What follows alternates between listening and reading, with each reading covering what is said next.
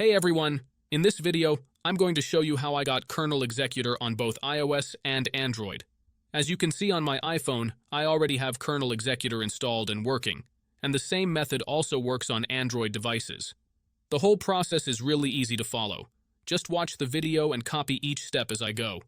By the time this video ends, you should have Kernel Executor running on your device, whether you're on iOS or Android. So stick around till the end, and let's get started. Before you can use this method, there are some settings you need to change. These settings apply only for iOS devices. If you are on an Android device, you can skip this part and move on to the next step. Head into your settings, tap on General, and make sure that Background App Refresh is turned on, either for Wi-Fi or for both Wi-Fi and mobile data. This ensures the app can run smoothly in the background. Next, swing by your battery settings and switch off low power mode. This feature can slow down your device, which we definitely don't want happening. With these two settings tweaked, you're all ready to move on to the next step. What you need to do next is open up your internet browser, in my case it's Safari, and go to the website called apptweakers.com. AppTweakers is a website where you can find many apps and games with awesome features. Once you are on the website, search for Kernel and click on it.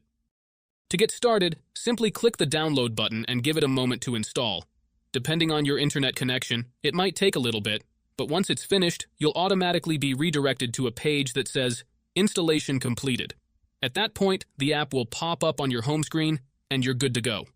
Now, if it's your first time using the site, there are a couple of extra steps to complete. But don't worry, it's super simple.